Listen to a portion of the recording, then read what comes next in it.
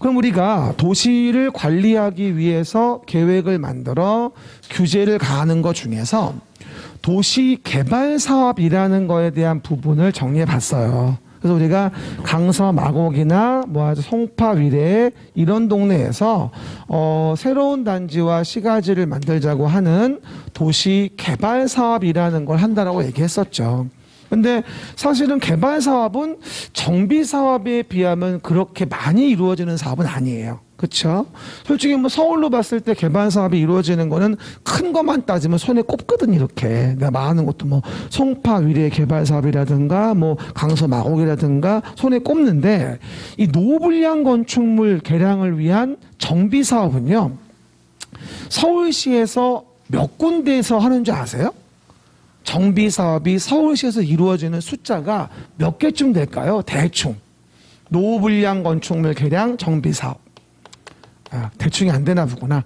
봐요. 이 노후불량 건축물 개량 정비 사업이 서울 시내에 가장 많았을 때 700군데 가까웠었어요.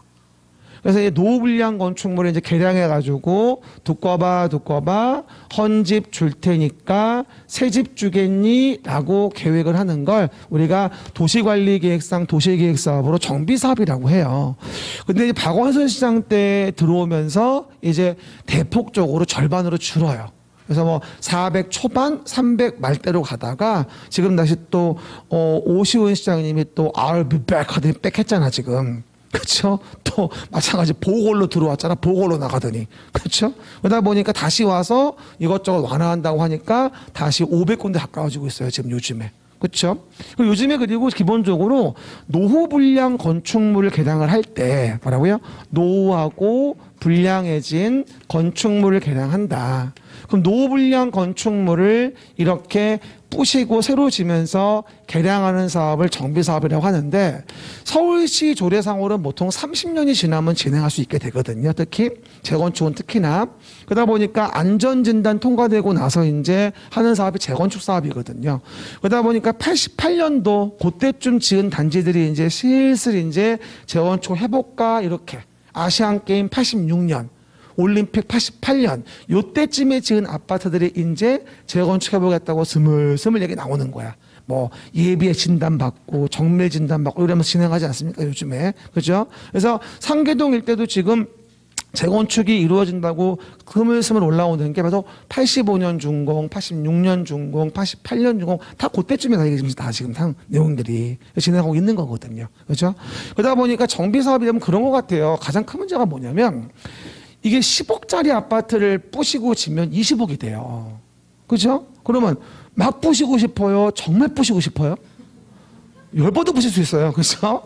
그러다 보니까 정비사업의 종류가 3가지거든요. 주거환경 개선 사업과 재개발 사업과 재건축 사업 3가지가 있는데 그중에 재건축 사업이 가장 돈 되는 사업이거든. 그렇죠. 그래서 재건축은 안전진단 통과해야만 부실 수 있게 해주고 그냥은 안 하는 거예요. 못 하는 거예요. 그게 바로 재건축인 거거든요. 그리고 이런 대규모 재개발 재건축만 있는 것도 아니에요. 소규모로 노후불량 건축물을 개량하는 사업도 있어요. 이건 따로 법이 있어요. 빈집 소규모 주택 정리에 관한 법률이 따로 있습니다. 그 법에 의해서 소규모 재건축, 소규모 재개발, 가로주택 정비사업은 따로 법에 있는 거고 우리 정비법에서 배우는 정비사업은 대규모 사업이라고 이해하시면 될 것 같아요. 알겠습니까? 그런 얘기들. 그리고 정비사업은 정말 골치 아픈 게 뭐냐면 우리는 언제 시점에 법을 배우는 거죠 지금? 2022년 10월 마지막 주 토요일. 뭐라고요?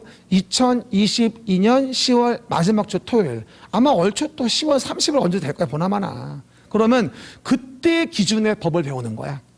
근데 여러분 단지에 대한 시점은 그 전에 2012년 2월 시점 단지도 있고 그렇죠? 그 이후에 2015년 5월 시점 단지도 있고 여러 가지 그 시점 자체가 달라요. 사업지마다. 그래서 그 당시에 법으로 적용하기 때문에 지금 배우는 법과 그 당시에 법을 적용받는 사업은 안 맞을 수도 있어요. 그러다 보니까 여러분 어떤 분이 그래요? 우리 단지는 2010년 5월 기준 단지인데 그런데 지금 내가 얘기하니까 그렇게 얘기 안 해도 때 조합에서 그럼 그때 당시 법인 거야. 이거 아셨죠? 사업마다 시점이 좀 달라요. 적용되는 시점이. 그러다 보니까 일관되게 하려고 하지 말고 우리가 배우는 정비사업은 그냥 내년 10월 말 넷째 주 토요일. 그때 기준의 정비법을 얘기하는 거예요. 내 말 때 이해하시겠죠? 그래서 오해하지 마셔야 되고요. 됐습니다. 근데 어쨌건 지금까지는 우리가 서울에서 내가 아파트 한 채를 새로 받고 싶다. 그러면 다 지어놓은 거 일반 분양 받는 건 너무 어려워요, 솔직히. 너무 비싸니까. 그렇죠?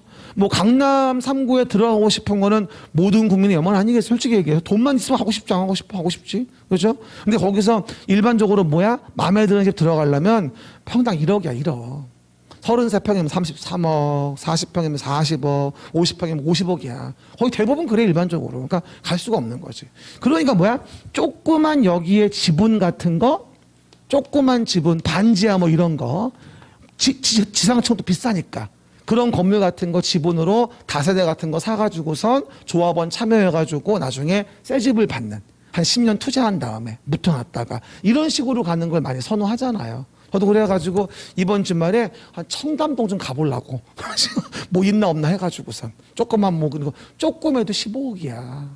다세대 반지하 같은 게 웃기지도 않아가지고 내가 검색을 해봤다? 방배동을 요즘에 방배 15구역 이제 들어가길래 알아봤더니 반지하 방 좋은 게 있대. 방 2개, 화장실 하나. 얼마인 줄 알아? 12억 9천. 됐어. 봐봐. 그래서 보시는 바와 같이 노후불량 건축물 개량을 위한 정비사업인 거예요. 정비사업은 내동에 왼쪽 밑에 제 얼굴 보이죠? 왼쪽 밑에 제 얼굴 보시면 뭐라고 나와요? 정비구역에서 정비기반시설을 정비한다. 그러니까 도로 같은 거 얘기하는 거예요. 정비기반시설 정비하고 주택 등 건축물을 뭐하죠? 개량 건설하는 뭐다? 사업을 말한다고 얘기를 합니다. 정비사업이라고 해요. 한마디로 뭐라고 이해하면 돼? 위 그림 있듯이 노후불량 건축물을 개량한다고 이해하시면 돼요. 한번 말해. 노후불량 건축물 개량. 했죠? 왼쪽에 금가 있죠? 도시지역에 정비구역에 그걸 개량해서 와 바로 옆에 아파트촌을 만들어주는 거예요. 알겠습니까? 됐습니다. 그리고 정비사업과 관련된 부분은 오른쪽에 절차는 좀 어려운데요. 어쨌든 재건축이면 오른쪽에 보이죠? 안전진단을 재건축이면 통과를 하고 그 다음 단계에 진행을 하셔야 돼요. 나머지 사업과 재건축은 좀 다르거든요. 근데 이걸 설명하려면 정비사업의 종류를 알아야 돼요. 넘겨보세요. 그러면 55페이지에 사업의 정의부터 얘기해 줄게요. 일단 봐요. 정비사업의 기본적인 종류를 본다면 우리가 첫 번째가 뭐냐면 주거 환경을 개선하기 위해서 사업한다고 해서 주거환경 개선사업이란 말을 쓰게 되고요.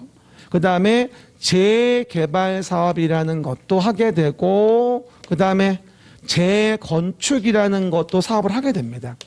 근데 여러분들이 대부분들 정비사업의 종류를 얘기해주면 구분을 잘 못해요. 그냥 대충 그거의 거 대충 그게 그건 줄 알지만 이 사업은 정말 다른 사업이에요. 그렇죠? 그리고 정비법은 이 세 가지 사업의 정의를 모르면 뒤에 내용을 계속 몰라요. 왜냐하면 세 사업마다 다 자기 얘기를 하거든. 나는 말이야 뭐 이렇다?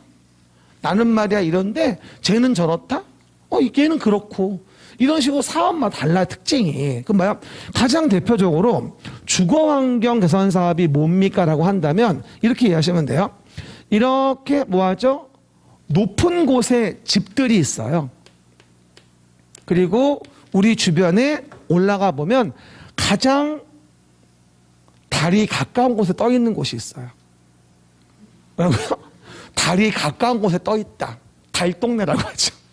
정말 올라가서 달이 커. 진짜 거짓말이 아니라 높으니까. 제가 서울에 강원도 처놈이 서울 처음 와가지고 간 데가 어디냐면 신림동 난곡지구예요.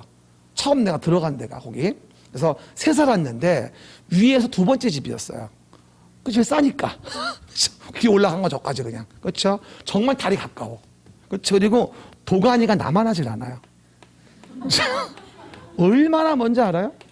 마을버스가 올라가긴 해. 근데 마을버스 그냥 그때 600원이었거든. 그게 아까워서 걸어 올라갔어. 그렇죠? 몇 년을 그냥. 그지? 근데 정말 힘들어. 거짓말. 살 빠져. 농담이 아니라. 그렇죠? 그리고 중간중간 포장마차에서 오돌뼈 소주 한 잔 먹고 올라가고. 그거 한 잔 먹으려고 그냥 버스 안 타는 거야.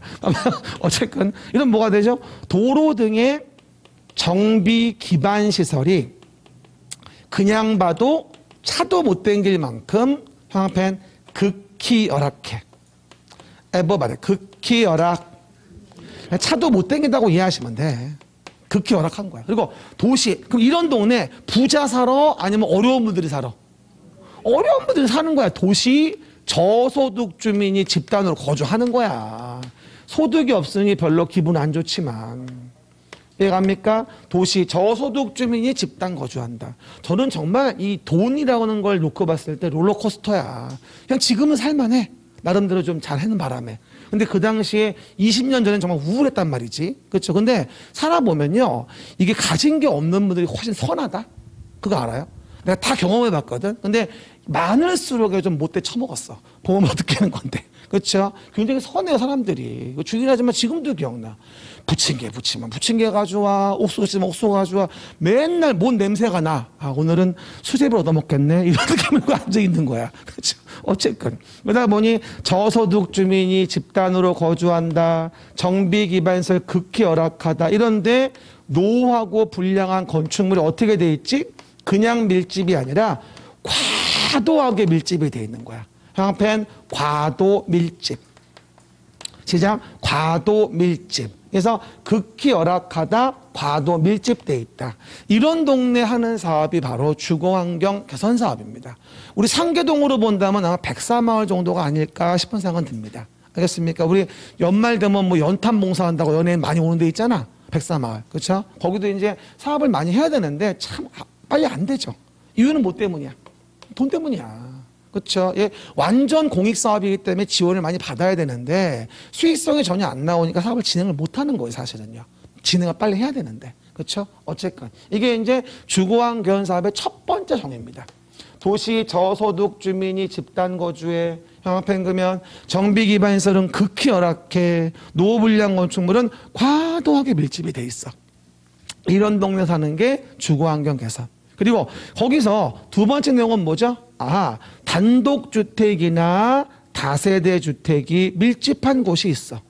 그럼 단독주택이나 다세대 주택이 밀집한 곳에서 도로 등에 대한 정비 기반시설이나 뭐죠? 놀이터와 같은 주민들의 공동 이용시설, 정비 기반시설 공동 이용시설을 뭐하죠? 확충하자.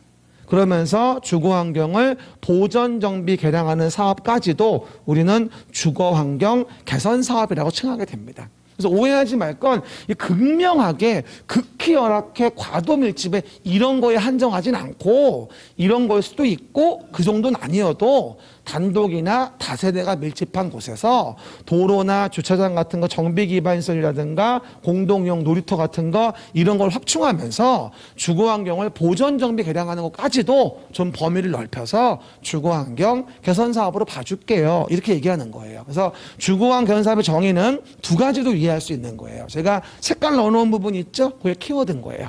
알겠습니까? 그래서 1번이 일단은 중요하고요. 차차 2번도 볼 거고 요번에 요 주거환경 개선 사업 요게 써있지 32회. 우리 10월 30일 날 나왔던 부분이에요. 내가 얘기를 했거든. 이번 시험에 정비사업 정의 하나 안 나오면 내가 관두겠다고. 근데 나와서 다행히 못 관뒀어요. 알겠습니까? 나오는 바람에. 그렇죠? 그래서 주거환경 개선 사업 아마 내년도에는 재개발 재건축이 나올 거야. 보나마나. 그렇죠? 그럼 봐요. 재개발 재건축은 중요한데 재개발은 이렇게 이해합시다. 재개발은 동네가 이렇게 있는데, 그죠? 도로 등의 정비 기반 시설이 이런 식으로 오거리예요. 야, 신호 한 번 봤는데 적어도 3, 4분 걸려요. 그리고 다음 신호 20m 갔는데 또 오거리예요. 한 5번 반복돼. 환장한다 이거. 그렇죠? 차는 댕기는데 겁나 막히겠지. 그럼 정비 기반 시설이 차는 댕기니까 극히 열악은 아니야. 차는 댕기니까 열악해. 극히 열악은 아닌 거지.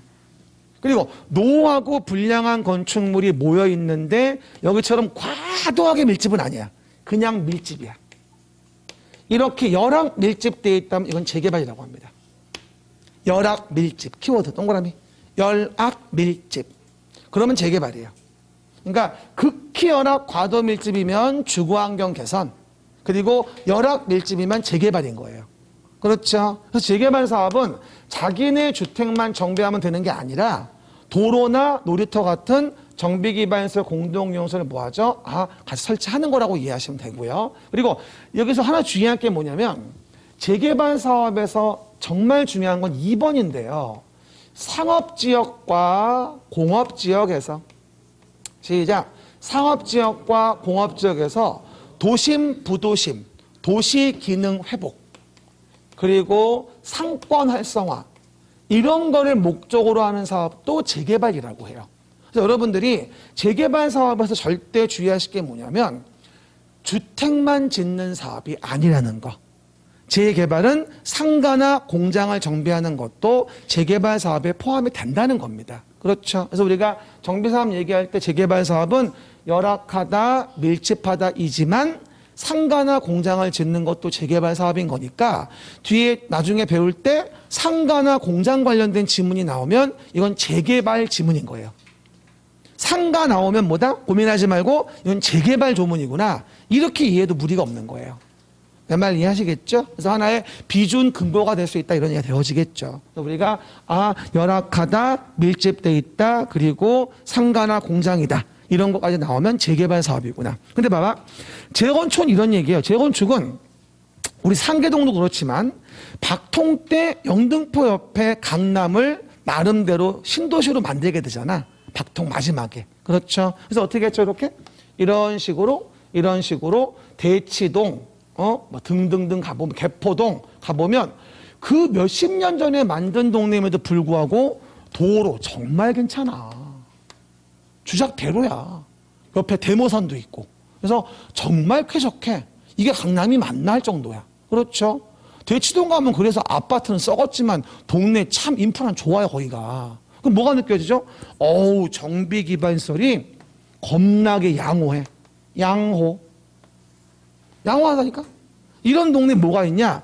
노후불량한 개포 주공단지든 그 다음에 음마아파트. 아주 유명하지. 그렇죠. 음마아파트 40년이 넘었어. 그렇죠. 어쨌건. 그러면 이와 같이 뭐다? 공동주택이 밀집이 돼 있어. 노후불량한 공동주택이 밀집이 돼 있다. 됐지? 지금 음마아파트가 거래 금액이 한 28억 정도 됩니다. 33평지, 31평이. 그렇죠? 그런데 그 노후불량한 공동주택을 철거하고 나중에 다시 짓는 거지. 이렇게. 그지? 이게 재건축이야. 그럼 재건축은 뭐냐? 도로 등의 기반시설이 멀쩡해.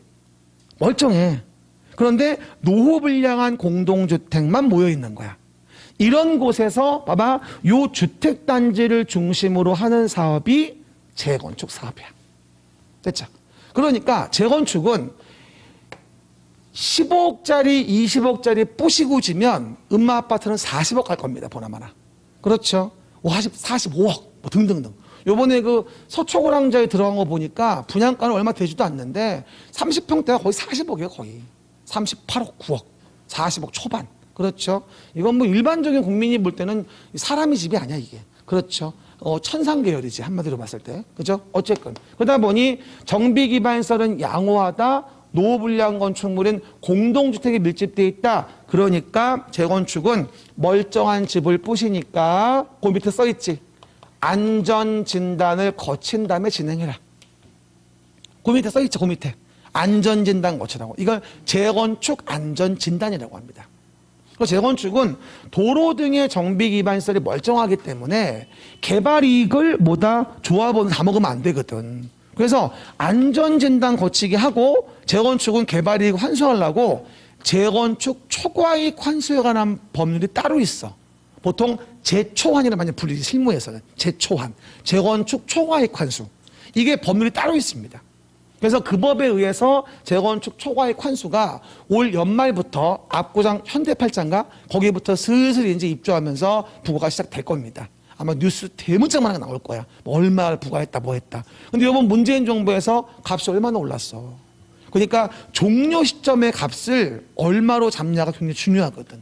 종료 시점. 이것 때문에 난리야 지금. 뭐 문재인 정부 전으로 하려고 아주 쌩쇼하고 있는 거지 지금. 지금으로 하면은 3배가 올랐는데 여러분 집 있으면 아실 거예요. 노원이 됐건 저희 집은 지금 안양 쪽 의왕 쪽이거든요. 그쪽인데도 GTX-C 들어오면서 한번 뛰었죠. 그리고 문재인 정부 들어오면서 다른 데 뛰면서 같이 뛰었죠. 우리 집은 따따가 됐어요. 따따. 따따가 돼도 노원보단 싸. 그래서 어쨌건 알아보시고요. 그러다 보니 뭐가 되어진다? 이런 동네에 대한 부분은 투기 방지에 대한 부분도 상당한 메커니즘이 있다고 이해하시면 돼요. 이게 재건축이에요. 그렇죠, 여러분? 그럼 봐봐요. 재건축은 정비 기반시설은 양호하다. 근데 노후불량한 동그라미 공동주택이 밀집돼 있다. 하나 주의할 게 있어요.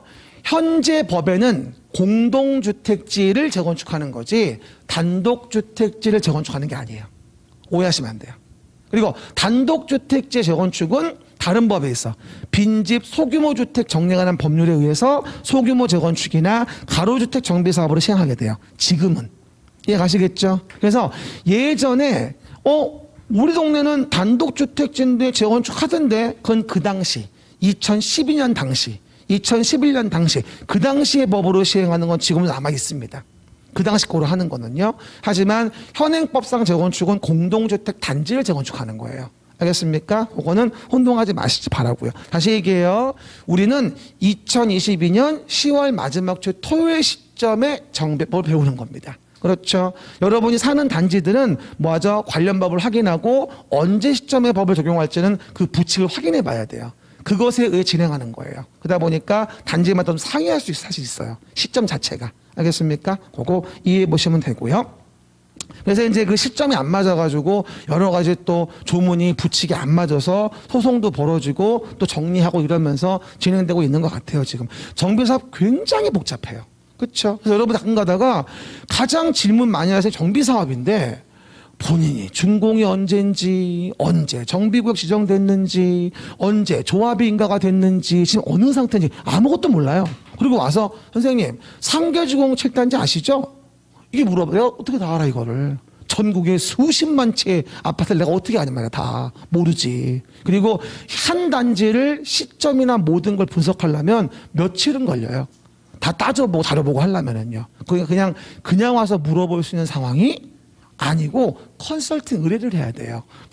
그래서 확인해보고 궁금한 건 이거죠. 돈 될까요? 그러니까 연구 많이 해봐야 돼. 내 것도 연구가 안 돼서 큰일이야 지금. 무슨 얘기인지 알겠죠? 그러니까 그거는 물어보는 내용이 안 맞아. 그거는 조합에서 하는 걸 지켜보고 안 맞게 하는 걸 물어보는 건 맞는데 전반적인 컨설팅을 물어보는 건 이건 말이 안 맞는 거예요. 다 달라 단지마다. 알겠습니까? 그건 오해하지 말고. 내가 뭐 답변 안 해주려고 쉴드 치는 거 아니야. 오해하시면 안 돼. 그거 맞아. 어쨌든 그래서 주거환경 개선하고 재개발 사업하고 재건축 사업. 한번 물어볼게요. 주거환경 개선은 뭐가 됩니까? 극히 열악하다. 시작. 과도하게 밀집이 돼 있다. 과도하게 밀집돼 있다. 극히 열악, 과도 밀집. 이거는 열악하고 밀집돼 있다.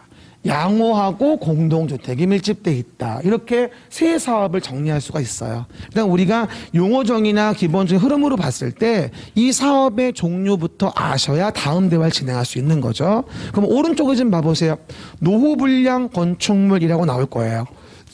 그럼 노후불량 건축물에 뭐라고 나와요? 3번에 보시면 40년까지 사용, 보수, 보강 비용하는데 뭐하죠? 비용이 더 들어가.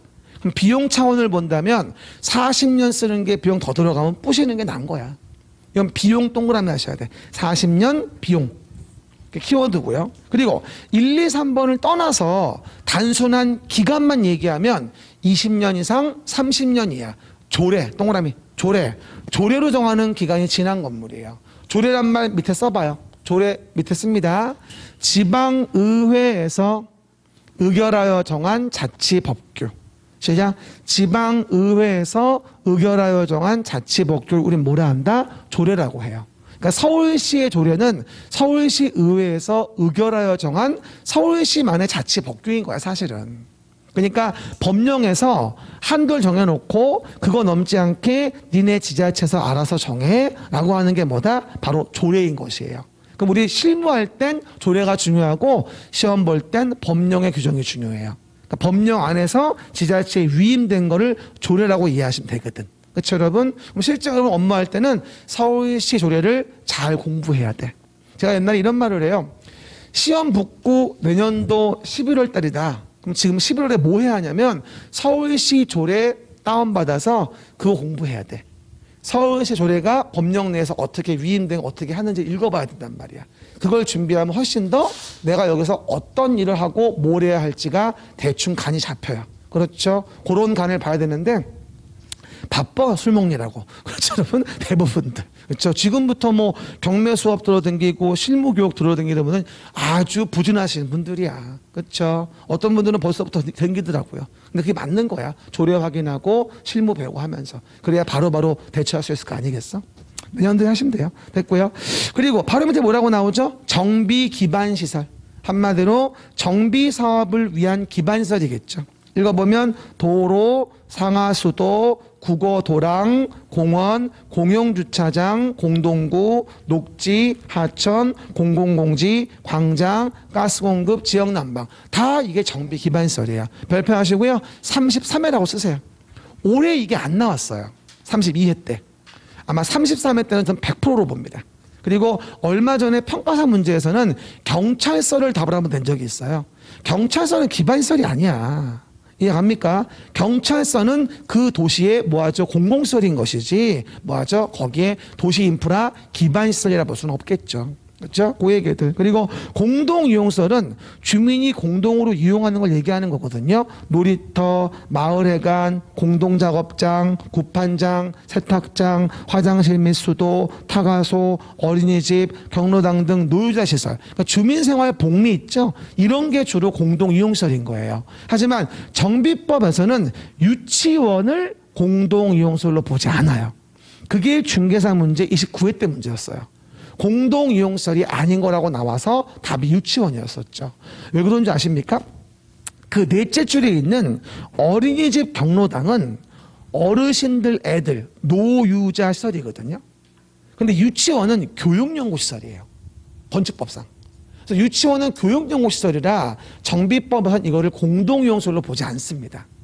노유자는 어르신들 애들 관련된 거 얘기하는 건데 어린이집 경로당 요즘에 동네 여러분 뭐 노치원도 있어요. 어르신 집 이러기도 많습니다. 어르신들 집. 그러니까 치매가 있는 건 아닌데 이제 무이고가 있잖아. 심심하잖아 어르신들이. 게다가 돈을 많이 쓸 수도 없고 그럼 한 달에 뭐 한 20-30만 원 주고 동네 어르신들이 모여가지고 거기 직원들이 관리해주면서 깔끔하게 이게 좀 놀아주고 이게 놀이도 해주고 이러면서 하는 동네 어르신 집이라고 있어요. 요즘에 아파트마다 좀 한 개씩 있더라 그런 것들. 어린이집 있듯이. 근데 왜 노인정에서 알아서 하시라고 놔두면 아마 찌릿내 뭐에 말도 못해. 노인정에 힘이 없어. 이제 청소를 못하니까. 그래서 이제 어르신 집이라고 운영하는 데가 은근히 많다고 생각보다. 이해 가셨죠? 근데 우리 아버지한테도 올해 우리 아버지가 85세신가 가실래요? 그래서 물어봤다 내가. 가봤더니 한 35만 원 하더라고 동네에 있는 거. 그래서 안 가신다는 거야. 그래서 아니 왜 안 가세요? 가면 재밌는데 했더니 아이 싫어. 우리 아버지 시죠 이렇게 얘기하지. 시죠 이렇게 얘기한다. 왜 그러세요? 그랬더니 야 내가 나보고 담배를 사오란다 그랬어요. 담배를. 누가 있어? 95살 먹은 노인네가. 그래서 안 간대. 참 웃기지 않아요? 그러니까 요즘엔 결론적으로 60은 애들이야. 그냥 애들. 젊은이. 그죠? 그런데 가려면 이제 80은 넘어야 되고 90 넘어야 대접받는 거야. 요즘 참 많이 고령화됐어요, 진짜. 그렇죠? 어쨌든 그런 의미입니다. 그래서 유치원에 대한 부분은 공동이용시설. 일단 지금은 정비사업에 대한 부분에 대해서는 봐봐. 노후불량 건축물을 개량하는 사업이라는 거야. 두꺼 봐. 헌집 줄 테니까 새집 주겠니? 라고 하는 사업이 정비사업인 것이고 정비사업 종류는 주거환경 개선 사업과 재개발 사업과 재건축 사업이 있는 거니까 더도 말고 덜도 말고 이 사업의 정의와 스토리만 좀 이해해 주세요. 그러면 나중에 못 얘기했을 때 훨씬 더 이해가 쉬워요. 그리고 참고 삼아 얘기해 주면 이런 거예요. 정비사업은 아까 우리 개발법에서 환지망식은 종전토지와 같은 가치의 토지를 줬잖아요. 정비사업은 종전토지 건물 가치와 같은 토지 건물을 주는 거예요. 나중에. 건물이 중심인 거예요. 사실은. 그럼 만약에 A라는 자의 종전의 건물의 가치가 1억 원으로 평가가 됐어요. 그런데 뭐다 A란 자가 나중에 자기는 2억 원짜리 분양 신청했어요. 그럼 어떻게 되죠? 1억에 대해서 1억을 주는 게 같은 가치라고 한다면 1억 정도의 분담금은 내야 한다는 거예요. 이해갑니까? 이렇게 가격을 정리하기 위해서 만드는 계획이 있는데 바로 앞 페이지 봐, 아까 54페이지. 이렇게 가격을 정리하기 위해서 뭐다? 왼쪽 그림에 보면 만드는 계획을 뭐라 부르냐면 이걸 관리처분 계획이라 불러요. 해봐봐요. 관리처분 계획 시작. 그러면 관리처분계획 관련된 부분은 54 오른쪽 맨 밑에 봐봐요. 그럼 사업시행조치에서 관리처분계획이란 말이 오른쪽 밑에 보일 거예요. 그리고 이렇게 관리처분계획은 아까 토지를 주는 거면 환지계획인데 건물을 주는 건 우리가 관리처분계획이라 불러요. 뭐라고요? 아까 개발법은 토지를 주는 거잖아. 그건 환지계획인 거고 지금은 건물로 바꿔주는 거니까 이걸 관리처분계획이라고 하거든요. 그럼 봐봐요. 1억에 대해서 1억을 준다? 그게 같은 가치라면 2억을 분양시청했으니까 1억 원은 분담금을 내야 되겠다. 이렇게 해서 가격을 정리하는 계획을 만들어. 그러면 그 관리처분계획이 인가가 되면 그 관리처분계획이 인가되고 나서 그 다음에 얘를 날리는 거야. 이게 철거야. 써있지 그 밑에. 철거. 별표. 철거 시점이 아주 중요합니다. 나중에 세법 보거나 세금 나올 때도 철거한다. 나중에 이전 고시한다. 그럼 세금 산정 시점 될 수 있기 때문에 여러 가지 면에서 전매제한 시점 될 수도 있고요. 그게 중요한 시점입니다. 그럼 지나가다가 동네 재개발 재건축 단지에 철거가 들어갔다. 그러면 관리처분 계획 인가됐구나. 그럼 이제 뭐 하겠다? 부시고 진행하겠네. 알 수 있는 거예요. 그럼 철거되고 나서 공사 끝나면 준공검사 인가받고 공사 끝나고 여기 대지건축물을 새로운 걸로 이전시켜줘요. 그럼 대지건축물 이전 고시가 되면 다음에 권리가 이전되어지면서 사업은 마무리되고 거기 안 써놨지만 그 이후에 등기하게 됩니다. 대지건축물 이전 고시 밑에 화살표 하시고 등기라고 써봐요. 대지건축물 뭐다? 이전 고시 밑에 등기라고 써봅니다. 등기하면서 마무리하는 거야 이제. 그렇죠? 그래서 이와 같이 정비사업이 이루어지는 거고요. 대부분들 정비사업은 오른쪽 맨 위부터 정비 기본 방침부터 시작해 진행을 해버리게 되면은 거의 25년, 30년 걸려요. 정비 기본 방침부터 얘기하면. 이해가십니까? 근데 조합이 만들어지고 나면 대략 한 10여 년 걸립니다. 10여 년 정도. 그렇죠? 근데 그것도 일반적인 얘기고 음마 아파트는 지금 20년째 조합도 없어요. 대치동 음마 아파트. 거기가 가장 지금 잘 안 진행되고 분쟁도 많은 동네이긴 합니다. 그래가지고 아직도 조합인가도 안 났어요, 거기는. 그렇죠? 심각해. 게다가 또 GTX-C 지나가는데 음마 아파트 저기 대심 지하로 지나가잖아. 이것 때문에 또 좀 요즘에 그게 핫 이슈야 또. 조합인가도 안 됐는데 GTX-C와 또 싸워야 돼, 지금. 그래가지고 뭐 우리는 허용할 수 없다. 아무리 깊이 지나가도 불안하다. 돌아가라. 돌아가려면 1조 5천 더 들어간대. 아니다, 5천억 더 들어간대. 그래가지고 지금 막 데모 중인가 봐. 근데 어쨌든 질러가지고 받아내야지 100억이라도. 안 그래? 그래야 사업에 도움이 될 거 아니겠어. 그런 머리 쓰는 거지. 적당히 금액을 받고 합의해 주겠지. 원래 도시철도법상 말이죠. 50m 밑으로 대심이라 그래. 깊은 대심. 대심으로 지나가면은 보상 안 한다고 나와 원래. 50m 밑이면 지장이 없다고 보는 거거든. 이해가시겠어요? 그래가지고 그렇게 진행하는데 여러 가지 말이 많아 지금. 근데 GTX가 빨랑 C가 됐으면 좋겠어. 그럼 난 차 안 끌고 올 거야. 인도건역에서 창동까지 20분밖에 안 걸려. 근데 아쉬운 건 왜 노원역에 안 쓰는 거예요? GTX-C는. 그럼 나는 그 만들어지면 창동 갔다 4호선 타고 거슬러 올라와야 돼. 귀찮은데. 어쨌건 갈아타면 5분 10분 걸리는데. 그렇지 않아요? 왜 노원에 안 쓰는 거죠? 짜증나게? 노원에 너무 집중된다고 봤나 봐. 그죠? 그래가지고 창동에 쓰는 것 같아. 창동분은 논았어 완전히 그냥. 그죠? 창동 손 들어봐요. 논았네. 밥 사요? 농담이고. 어쨌건 그 얘기들. 그래서 이게 정비사업이라고 우리 이해하시면 어디 본 거야 지금? 도시를 관리하기 위해서 계획을 만들어 사업을 하자.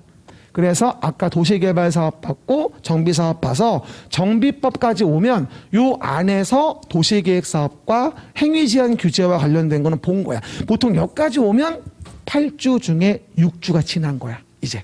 그리고 나서 넘어가시면 개별적으로 건물 짓는 법을 두 법을 배우는데 그게 74페이지의 건축법이야. 이해갑니까? 그럼 봐봐. 두 팔 좀 들어봐 이제. 목 좀 돌리고 두 팔 좀 들고 소리 좀 내도 괜찮아. 왜 소리 안 내? 됐죠?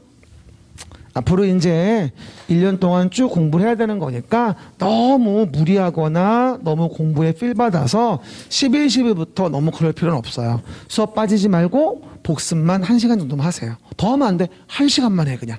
알겠죠? 간단하게 본 것만. 그리고 그림책에서도 말하지 않은 건 읽지도 말아요. 읽으면 화나. 그리고 보다 보면 신경질 나고. 그러니까 보면 안 돼. 나랑 같이 볼 때 보는 거야. 그림책도 말하지 않은 건 안 보는 거야. 그림책을 내가 언제 다 말한다고 전체를 다? 8월 말이야 그게. 조금 늘려가거든. 그렇죠. 처음부터 던져주면 다 포기한단 말이야. 그리고 11, 12에 시간 될 때 오전 야간 다 듣는 것도 괜찮아. 그렇죠. 물론 올해는 제가 스케줄이 안 맞아서 야간을 안 하거든. 제가 올해는 아시죠? 야간을 안 하는데 오전에 제 수업 듣고 이제 또 야간 수업에 또 젊은 친구 하니까 또 들으면서 다시 또 입문서 보면서 보충해도 괜찮아. 왜냐면 오전에 들었으니까 잘 들려. 그쵸? 들었으니까. 시간 되면은 11, 12, 1, 2 정도는 오전 야간 다 듣는 건 나쁘지 않아 사실은요. 또 그 야간 친구도 열심히 하는 친구라 잘해. 재밌게. 나만큼 재밌진 않아. 근데 어쨌든 열심히 잘해. 그러니까 들으시는 것도 괜찮은 것 같아. 그렇죠? 그렇게 이해해 보시고요. 그럼 건축법 볼게요. 한번 보세요. 이렇게 볼 수 있습니다. 서울시라는 도시가 있어요. 그럼 서울시라는 도시에서 서울시장이 규제를 하잖아요. 그럼 일단 봐봐. 도시를 관리하기 위해서 계획을 만든다고 했고 이 계획으로 규제를 가하지. 그래가지고 아까 봤지? 뭐 도시계획에 도로 만드는 시설 사업도 하고 도시계획 시설 사업 또 신도시 만드는 도시 개발 사업도 하고 그 다음에 노후불량 건축물을 개량하기 위해서 정비 사업이라는 것도 하고 그러면서 요 동네에서 용도 지역이 뭐냐, 용도 지구가 뭐냐, 용도 구역이 뭐냐 이런 거에 대한 규제를 받는 거야. 그럴 때 해당 내용 부분에서 내 토지가 여기 있었다 이런 얘기야. A라는 자의 토지가. 난 여기서 뭐 하려고 한다? 건축물이라는 거를 이렇게 짓고 싶었다. 됐지? 그럼 내 토지는 요 동네에서 아파트라는 거를 질 수 있는 땅은 아니다 이 얘기야. 왜? 용도 지역이 아파트를 지는 땅이 아니었거든. 그렇죠? 그러면 요 건물을 질 때 만약에 여기가 존재한 곳이 우리 노원구였다 이 얘기야. 노원구.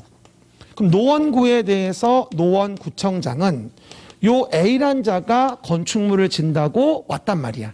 그러면 그 건축물 짓는 거에 대해서 노원구청장이 건축에 허가를 내줘서 적법하게 A가 건물을 짓게 인허가를 내준단 말이야. 그럼 당연히 관련된 건축법에 타당한지를 따져보고 됐지? 그리고 관련된 도시계획상 얘가 원하는 건물을 질 수 있는지 따져보고 그 진다는 건물이 도로 만드는 땅은 아닌지 개발 사업이 이루어지는 땅은 아닌지 정비 사업이 이루어진 땅은 아닌지 검토를 해보고 모든 게 문제가 없다면 A에게 노원구청장이 허가를 내주고 A의 건물은 적법하게 질 수 있게 됩니다. 그렇죠? 이렇게 건축물 짓는 것에 개별 건 바이 건으로 적법하게 짓게 하기 위해서 허가를 내주는 법이 있는데 이게 건축법이란 법이에요. 그렇죠? 그 건축법이 몇 문제? 7문제가 나오는 우리가 보통 7주차쯤에 배워요. 주택법은 8주차에 배우고 1년 내내 그럴 거야. 이해 가셨죠? 계속 돌아가는 거야 이렇게. 이게 건축법이야. 이해 가시겠죠? 그 얘기들 항상 기억하세요. 도시관리 계획은 깔려 있는 거고 거기에 위반되지 않으면서 관련된 건축법에 타당해야지만이 허가받아 건물질 수 있는 거라고 이해하시면 돼요. 그래서 한마디로 봐봐요. 건축법이 뭘 배우는 거냐라고 한다면 간단히 봐봐. 건축물을 뭐하죠? 우리가 건축을 하고자 한다. 그러면 허가를 받으면 건축은 적법해진다라고 합니다. 그래서 우리는 건축물이라는 건축법의 적용 대상물이 무엇인지를 배우고 그 건축물이라는 걸 어떻게 요리할지 대상 행위가 무엇냐를 배우게 되고 그리고 어떤 절차를 거쳐야 적법하게 할 수 있겠는가를 배우는 게 건축법의 주요 라인인 거예요. 그래서 앞으로 건축법 배운다면 건축물을 건축하자, 허가받으면 적법해진다. 이 세 가지를 하나하나 배우는 거야. 그리고 그 적용 대상 행위만으로 본다면 우리는 건축 말고도 대수선일 수도 있고, 그 다음에 리모델링일 수도 있고, 그 다음 뭐가 된다? 용도 변경일 수도 있고, 이런 식으로 건축물에 대한 여러 가지 대상 행위를 하나하나 보게 되고, 이걸 허가받으면 적법해지는데 경미하다고 한다면 뭐예요? 신고만 해도 허가받은 걸로 봐주는 예외도 있고, 이런 것들을 하나하나 정리해 보는 게 건축법이구나라고 이해하시면 돼요. 아, 그렇구나. 시작. 그렇구나. 그렇구나. 시작.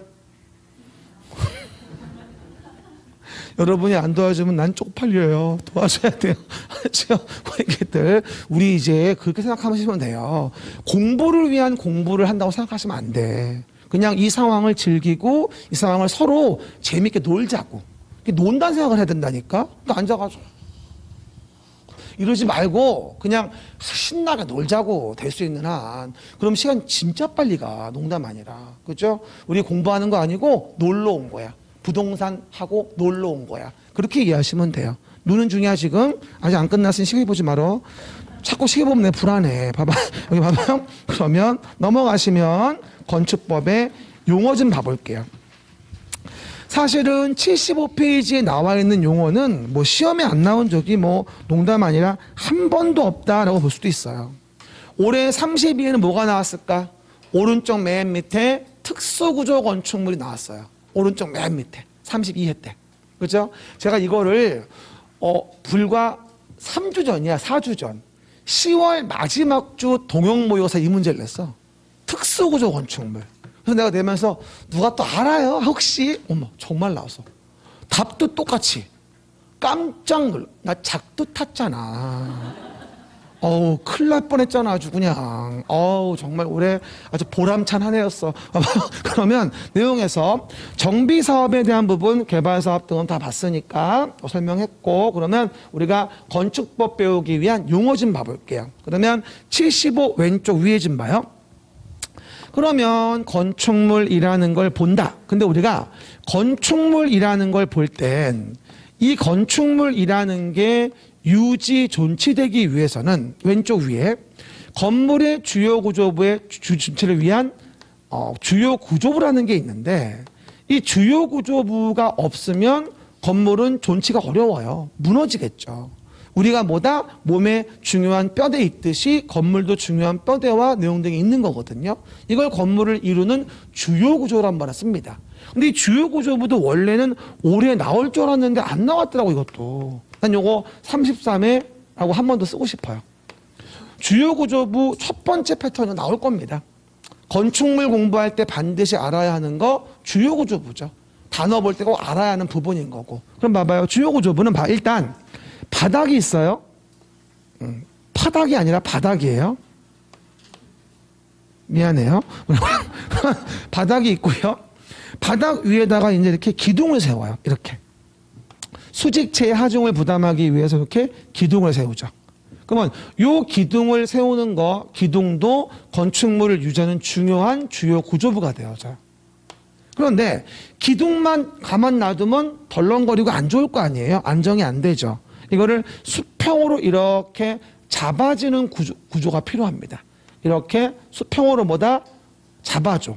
이렇게 수평으로 잡아주는 거 우리를 주요 구조부로 뭐라 하냐면 이걸 보라고 얘기를 해요. 보 동그라미. 그러니까 수평제의 하중을 부담하는 게 보예요. 보. 이해가셨죠? 우리 보통 지금 여기는 바로 돼 있지만 기둥과 기둥을 연결한 보가 있어요. 이게 없으면 주저앉지 가운데가. 알겠습니까? 그 얘기들. 그래서 보가 있고요. 그리고 여기 기둥하고 뭐가 된다? 해당 내용 부분에 보만 세워놓으면 또 하중 부담이 어려우니까 기둥 사이에 이런 식으로 벽을 쌓아요. 이렇게.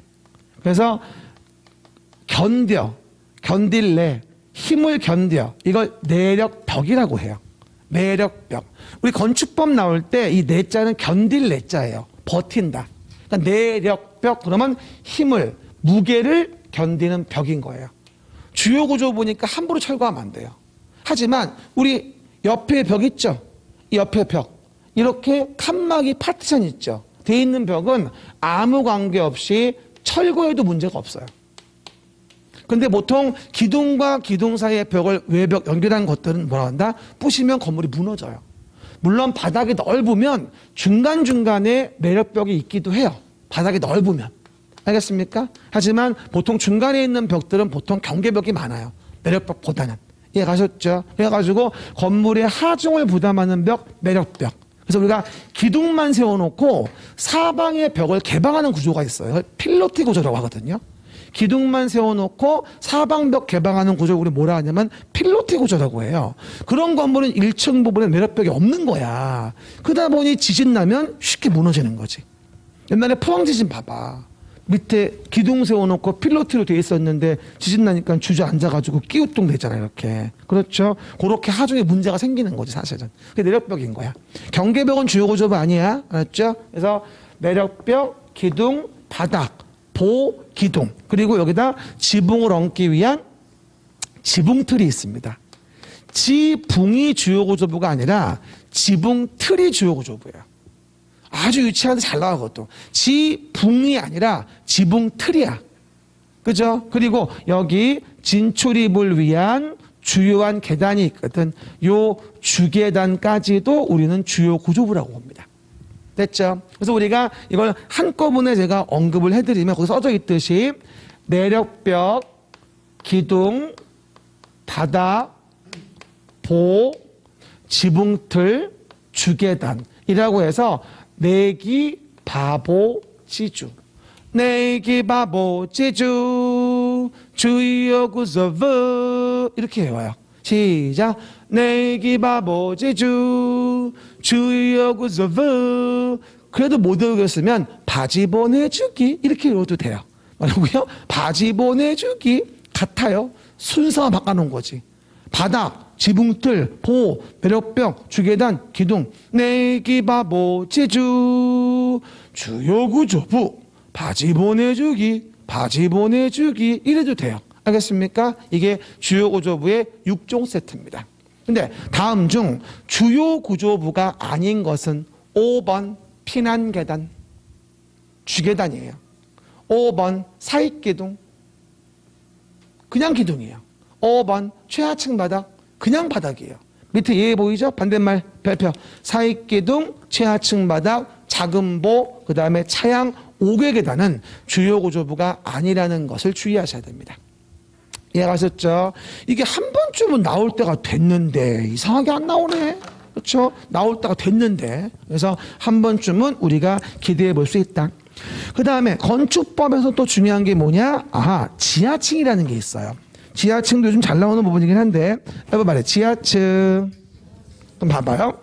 지하층은 우리가 건축법에서 꽤 의미가 있는 곳인데 우리 보통 건물이 이렇게 있을 때 뭐다? 지하층은 이렇게 지표면 아래에 있는 걸 보통 얘기하잖아요. 지하층이라는 게. 근데 재밌는 거는 이 지하층은 건축법상 설치 의무는 없어요. 설치 의무는 없는데 지하층을 설치하면 이용도가 올라가잖아. 그러다 보니 지하층 설치를 독려하기 위해서 지하층에 여러 가지 인센티브를 줘요. 지하층 만들면 건물의 면적 예산 빼줄게. 더 질 수 있어 위로. 지하층은 층수에 안 집어넣게. 이런 거에 대한 건축법에 여러 개 특례가 있거든요. 그렇죠? 그러면 지하층이 먼저 뭔지부터 그림에서 봐볼게요. 그럼 우리가 해당 유형의 건물이 이렇게 있는데 아래층, 위층이 있어요. 근데 지표면이 어떻게 되어 있냐면 왼쪽의 지표면과 오른쪽의 뭐다? 지표면이 다른 거예요. 왼쪽, 오른쪽. 왜 이럴까? 대지가 경사가 져 있는 거죠. 그렇죠? 이런 경우일 때 방의 바닥으로부터 지표면까지의 높이가 좌우가 다른 거예요. 이렇게. 그러면 어느 정도 지하에 박혀 있는지 알 수가 없잖아요. 뭐 하죠? 이런 거는 뭘 구하냐면 우리가 평균 높이를 구해요. 방의 바닥으로부터 지표면까지 뭐다? 평균 높이를 구하는 거죠. 그리고 그 평균 높이가 봐봐. 여기 윗면부터 요 윗면부터 윗면까지의 층 높이라 불러요. 써져 있죠. 윗면부터 윗면. 그러면 요 평균 높이가 층 높이의 2분의 1 이상이 되는 걸 우린 이걸 지하층이라고 해요. 뭐라고요? 평균 높이가 1번 층 높이의 2분의 1 이상. 형광펜 쫙 큽니다. 평균 높이가 층 높이의 2분의 1 이상. 이걸 뭐라 부른다? 우리가 지하층이라 부르게 됩니다. 시작. 평균 높이가 층 높이의 2분의 1 이상을 뭐라 부른다? 우리는 지하층이라 부른다. 설명을 드리게 되겠죠. 그리고 해당 내용에서 뭐다? 오해하지 마실 건 뭐냐면 이 층 높이가 31회 때 뭐라고 나오냐면 윗면에서 아랫면이라고 한번 나왔었어. 문제가. 정말 더러워 살 수가 없죠. 윗면에서 윗면이 층 높이인 거야. 윗면에서 아랫면이 아니고. 그렇죠. 그리고 이 지하층에 대한 부분은 평균 높이가 만약에 2m였다. 근데 층 높이가 4m였어. 써봐봐. 평균 높이 2m, 층 높이 4m. 그럼 어떻게 돼? 방의 바닥으로부터 지표면까지 평균 높이가 층 높이의 2분의 1 이상이 됐지. 층 높이가 4m고 2m면 된 거잖아. 2분의 1 이상. 이러면 지하층이 되는 거야. 응용지문 많이 나오니까 그 점 주의하셔야 되고요. 그리고 이런 지하층에 대한 부분은 설치 의무가 없기 때문에 지하층 설치에 대한 부분에 대해서 그 밑에 있지 층수에도 들어가지 않고 용적률 산정 시 연면적에도 포함되지 않는다. 층수에 들어가지도 않고 용적률 산정 시 연면적에도 들어가지 않는다. 보통 우리가 이렇게 설명을 드리게 됩니다. 이게 바로 뭐다? 지하층에 대한 부분이에요. 그러면 이렇게 해서 우리가 주요 구조부를 알고 지하층도 봤어. 그러면 이와 같이 이제 실제 건축물이라는 걸 져야 할 텐데, 그러면 건축물이라는 것의 정의는 뭐냐? 별 20개죠. 건축물 정의 별 20개 정 가운데. 동그라미 1번 좀 봐봐요. 토지에 정착해 있는 공작물이 있어요. 시작. 토지에 정착해 있는 공작물이 있다. 근데 토지에 정착해 있는 공작물 중에서 펜 지붕과 기둥 또는 벽이 있다. 지붕 앤드 기둥 또는 벽이 있다. 지붕 앤드 기둥 오와 벽. 시작. 맨날 소울이 빠졌어. 뭐라고요? 오해하지 말 건 지붕은 반드시 있어야 되고요. 지붕. 그리고 기둥이라는 게 있겠고, 그리고 해당 내용 부분에 벽이 있어요. 그러면 지붕과 기둥 또는 벽인 거예요. 지붕은 반드시 있어야 돼요. 왜? 지붕이 없으면 비 맞아요. 겨울에 눈 맞고요. 그러면 입 돌아가요. 구안화사가 오거든요. 그래서 오해하지 말 건 지붕은 반드시 있어야 돼요. 하지만 기둥과 벽은 다 있어도 되고 둘 중에 한 개만 있어도 돼요. 지붕 앤드 기둥 오와 벽. 시작. 지붕 앤드 기둥 오와 벽. 근데 이런 건물에 봐봐. 이런 건물에 이렇게 그림처럼 굴뚝이라는 게 딸려 있네. 굴뚝이 딸려 있어. 됐지? 그 다음에 담장 같은 게 뭐하죠? 딸려 있네. 그 다음에 대문 같은 것도 딸려 있네. 이런 식으로 뭔가 딸려 있으면 딸린 시설물까지를 우리는 뭐라 봐준다? 건축물로 봐준다는 거예요. 이게 또 31회 때 문제였지. 딸린 시설물을 포함한다. 시작. 딸린 시설물을 포함한다.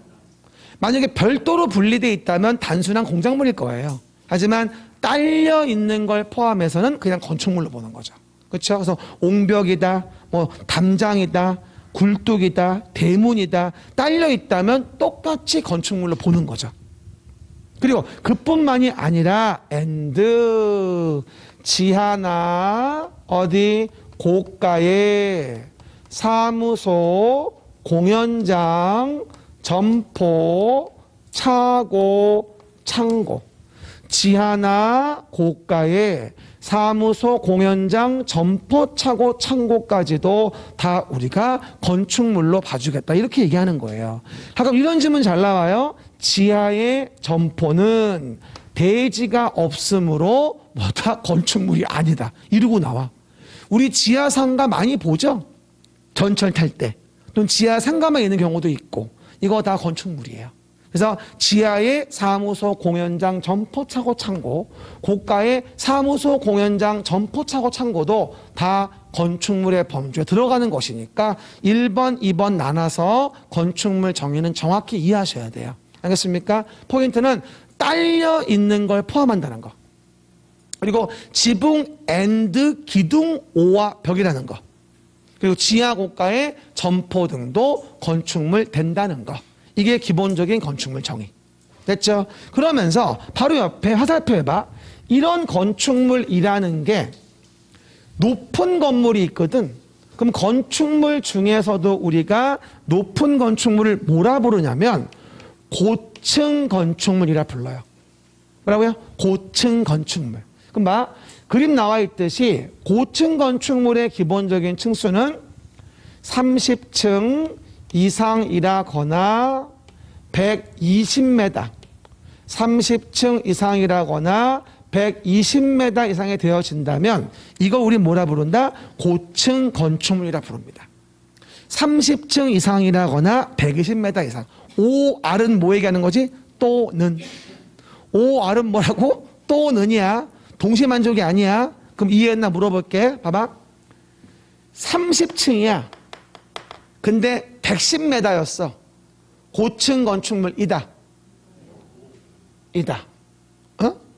29층이야. 120m였어. 고층 건축물이다. 둘 중에 하나만 맞으면 된다. 이 얘기인 거야. 참 잘 나와 이것도. 근데 그런 고층을 다시 두 가지로 분리하면 우리는 초고층 건축물이라는 것과 준초고층 건축물로 구분할 수가 있어. 고층은 다시 초고층과 준초고층. 그럼 초고층은 뭐냐?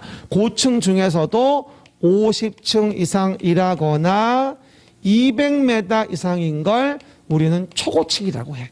뭐라고요? 50층 이상이라거나 200m 이상. 참 잘 나와 이거. 별수목에 하시고 초고층은 반드시 하셔야 돼. 그러니까 한마디로 이렇게 이해하시면 돼. 봐봐. 고층 중에 초고층이 있고 준초고층이 있는 거야. 이해가셨죠? 그러면 고층 중에서 초고층을 제외한 나머지 섹터를 뭐라 불러? 준초고층이다. 이렇게 이해할 수 있는 거지. 이해가시겠죠? 그래서 고층 건축물은 30층 이상이라거나 120m 이상이며 그 중에 초고층은 50층 이상이라거나 200m 이상인 거고 고층 중에 초고층을 제외한 나머지를 준초고층이라 부른다. 됐습니까? 일단은 요 정도 단어만 공부를 일단 해줍니다. 그렇죠? 나중에 아래 다중이용이니 요번 나왔던 특수구조니 이런 것들은 또 연결져서 설명들을 드릴 겁니다. 그러면 이제 쉬었다가 다음 페이지부터 마무리할게요.